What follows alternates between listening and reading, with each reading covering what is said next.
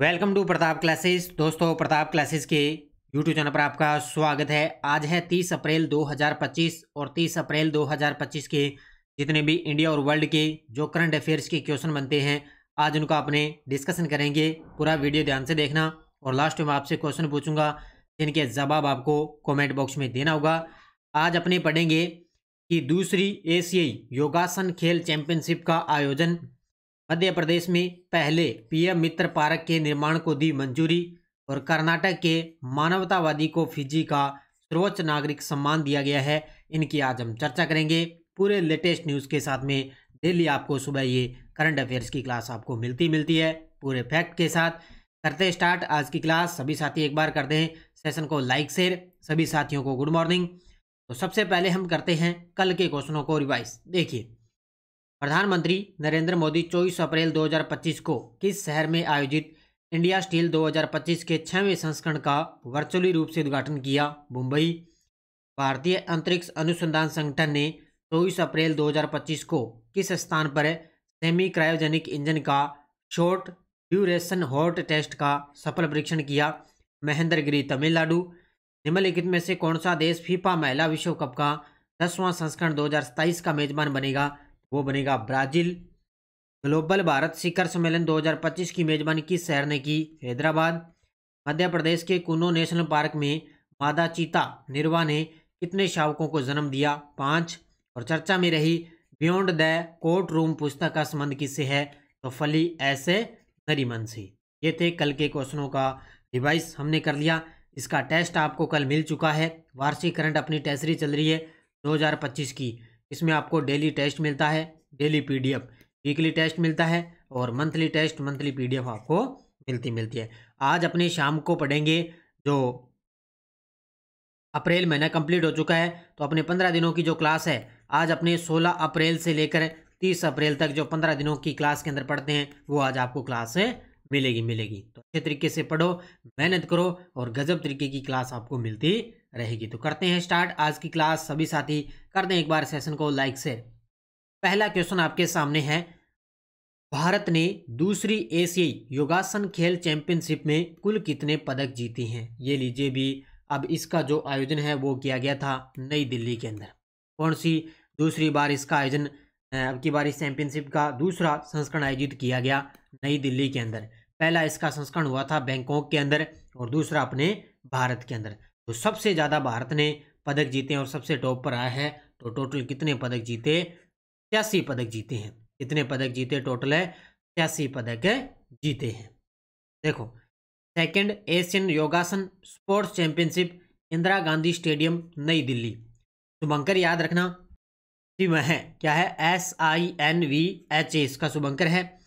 भारत ने टोटल 87 पदक जीते जिसमें 83 तो स्वर्ण है, 3 रजत है और 1 कांस्य पदक जीता। यानी कि सबसे ज़्यादा देखो स्वर्ण पदक जीते हैं, 83 स्वर्ण पदक, 3 रजत और 1 कांस्य।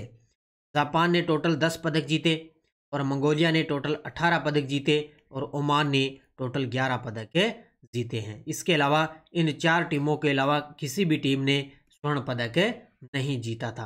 भारत ने 87 पदक के साथ ये इसके अंदर सबसे टॉप पर रहा है। इन 4 देशों के अलावा अन्य कोई भी देश स्वर्ण पदक नहीं जीत पाया। इसका आयोजन किसने किया? योगासन भारत, एशियन योगासन द्वारा आयुष मंत्रालय, युवा मामले और खेल मंत्रालय और भारतीय खेल प्राधिकरण, संस्कृति और पर्यटन मंत्रालय तथा दिल्ली सरकार के सहयोग से इस खेल का आयोजन किया गया था। योगासन का मतलब योग वाले खेल। योग होता है ना, योग राष्ट्रीय योग दिवस मनाते हैं 21 जून को। तो ये उसी के अकॉर्डिंग ये गेम चैंपियनशिप थी। तो कहाँ पर? नई दिल्ली के अंदर सेकंड चैंपियनशिप रही जिसके अंदर भारत ने सबसे ज़्यादा पदक जीते हैं। 2025 में 14 वर्षीय वैभव सूर्यवंशी ने IPL में क्या उपलब्धि हासिल की है? ये तो आप जानते हो क्योंकि IPL वगैरह आप देखते हो और बड़ी उपलब्धि उन्होंने हासिल की है। तो IPL के अंदर सबसे तेज शतक लगाने वाले दूसरे बल्लेबाज ये बन चुके हैं। IPL में सबसे तेज शतक लगाने वाले दूसरे बल्लेबाज बन गए। कौन है? ये बन चुके हैं वैभव सूर्यवंशी। तो बिहार के खिलाड़ी हैं, 14 वर्षीय खिलाड़ी। और इससे पहले थे क्रिस गेल ने शतक लगाया और उसके बाद में 2 नंबर पर ये सूर्यवंशी बन चुके हैं। खिलाड़ी का नाम वैभव सूर्यवंशी बिहार से टीम राजस्थान रॉयल के हैं। आईपीएल 2025 में सवाई मानसिंह स्टेडियम जयपुर में इन्होंने शतक लगाया। 35 गेंदों में T20 के अंदर इन्होंने शतक लगा दिया अभी 35 गेंदों में। और आईपीएल में शतक लगाने वाले सबसे युवा बल्लेबाज और पहले खिलाड़ी हैं क्रिस गेल, तो ये दूसरे खिलाड़ी हैं।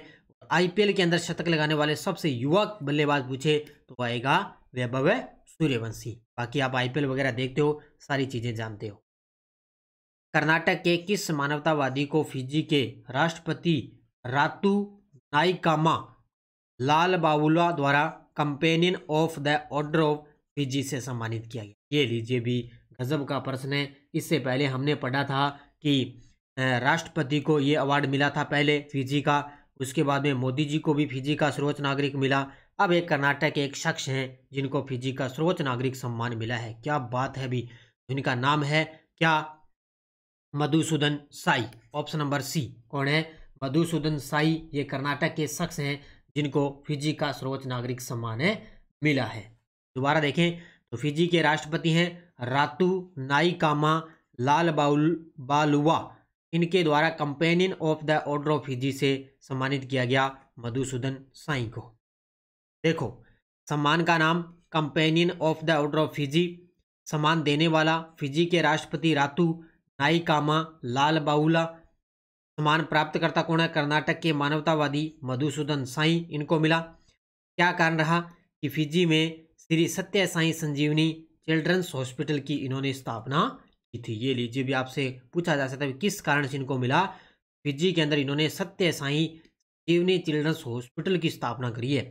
और इससे पहले सम्मान ये प्राप्त करता थे मोदी जी को मिला और राष्ट्रपति द्रौपदी जी को मिला है। इससे पहले ये सर्वोच्च नागरिक सम्मान, तो इसको अच्छे तरीके से याद करना।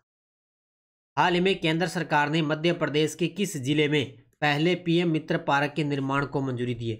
लगा लो भाई स्टार, पक्का ही टपकेगा एग्जाम के अंदर। तो केंद्र सरकार ने मध्य प्रदेश के किस जिले में पहले पीएम मित्र पार्क के निर्माण को मंजूरी दे दी है? तो ये दी है मध्य प्रदेश का है धार जिला। कौन सा जिला है? मध्य प्रदेश के धार जिले में पहले पीएम मित्र पार्क के निर्माण को मंजूरी दे दी है। किसने?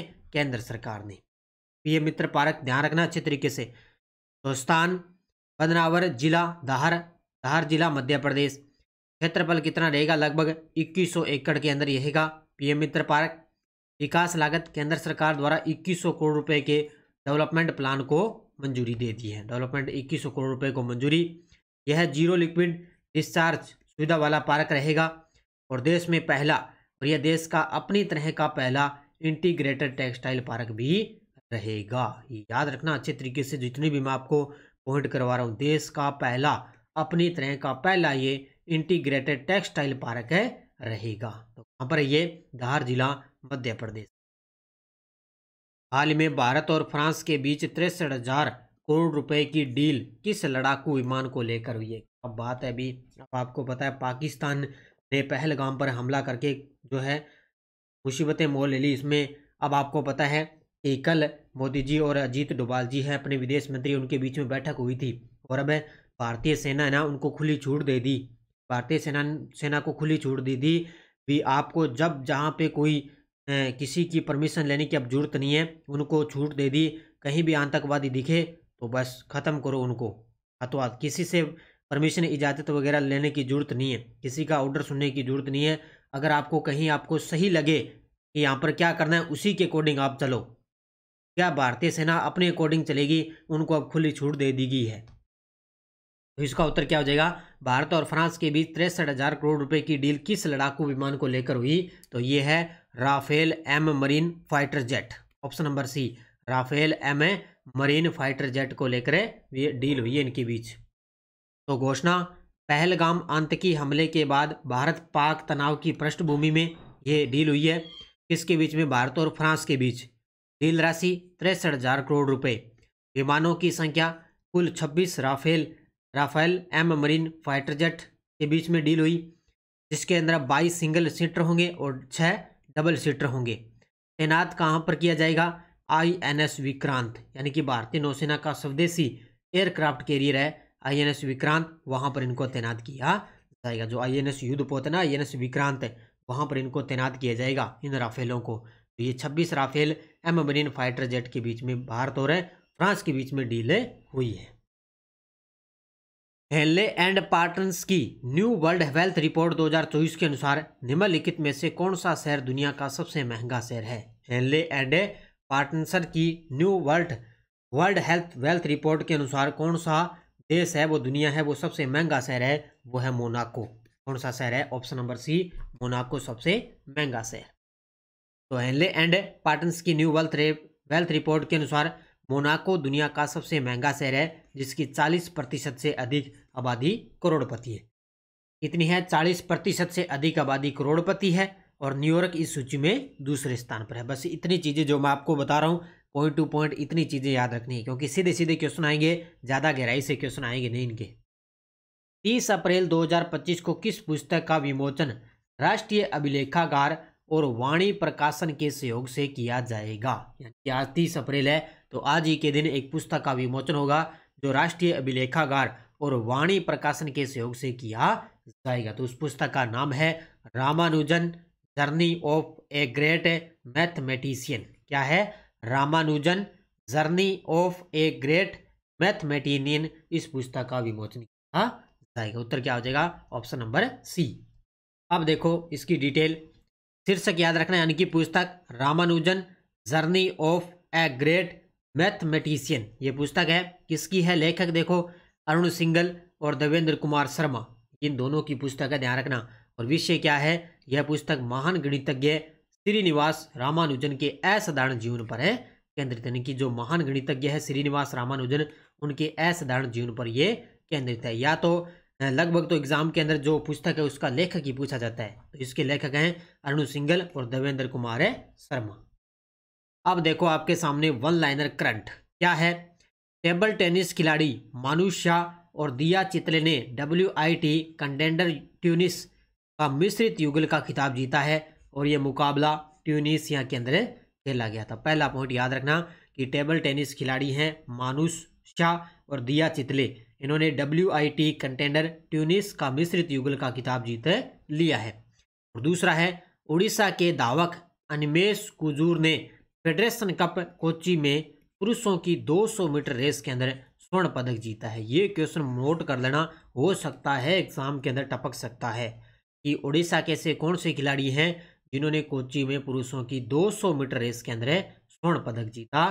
तो ये उड़ीसा के धावक अनिमेश कुजूर, क्योंकि अपवाद रूप में इसी प्रकार के प्रश्न आते हैं, तो इसको अच्छे तरीके से नोट कर लेना भाई। ये टेलीग्राम ग्रुप है, कोई सूचना कोई लिंक, प्रताप क्लासेस के नाम से अपना टेलीग्राम ग्रुप बना हुआ है। वीडियो के डिस्क्रिप्शन में भी टेलीग्राम का लिंक है, वहां से भी आप ये कोई सूचना कोई लिंक सब आपको सूचना मिलती है। पिछले वीडियो क्वेश्चन क्या था? 24 अप्रैल 2025 को लता दीनानाथ मंगेशकर पुरस्कार से किस उद्योगपति को सम्मानित किया गया? तो ये किया गया कुमार मंगलम बिरला को। बहुत सारे विद्यार्थियों ने बड़े गजब के जवाब दिए। इससे पहले आपको पता है 2022 में मोदी जी को मिला, फिर अमिताभ बच्चन को, ये आशा भोसले को, फिर अमिताभ बच्चन को अवार्ड मिला था, और अब की बार 2025 में कुमार मंगलम बिरला को ये पुरस्कार मिला है। जो अपनी जो मिशन 2.0 बुक आ रही है ना फर्स्ट ग्रेड की, उसके अंदर आपको पूरी डिटेल इसकी मिल जाएगी। 24 अप्रैल 2025 को निम्न में से कौन सा क्षेत्र भारत का 107वां राष्ट्रीय उद्यान घोषित किया गया? नंदकानन उड़ीसा, सिंपलीपाल उड़ीसा, भितरकनिका उड़ीसा और सतकोशिया का जवाब देना है आपको कमेंट बॉक्स के अंदर। अब देखो यस्टरडे डोज क्या थी? भारत के 12वें राष्ट्रपति कौन थे? तो प्रतिभा देवी सिंह पाटिल, जो 25 जुलाई 2007 से 25 जुलाई 2012 तक इनका कार्यकाल रहा था, 12वें राष्ट्रपति। जब राज्यों में संवैधानिक तंत्र की विफलता के कारण आपातकाल घोषित किया जाता है तो किस अनुच्छेद के तहत है? अनुच्छेद 356। और भारत के राष्ट्रपति द्वारा राज्यसभा में कितने सदस्यों को मनोनीत किया जाता है? तो ये 12 सदस्यों को मनोनीत किया जाता है। ये क्वेश्चन है तो CAT के अंदर है, बाकी पशु परिचर के अंदर ये क्वेश्चन है, पॉलिटिकल के है। और अब ये देखो ये भी क्वेश्चन आए हुए हैं एग्जाम के अंदर। तो राष्ट्रपति अपना त्यागपत्र किसको देगा? संविधान का अनुच्छेद 52 किससे संबंधित है? अनुच्छेद 124 के अधीन राष्ट्रपति अपनी किस शक्ति का प्रयोग कर सकता है? बढ़िया तरीके से आराम से पढ़कर जवाब देना है।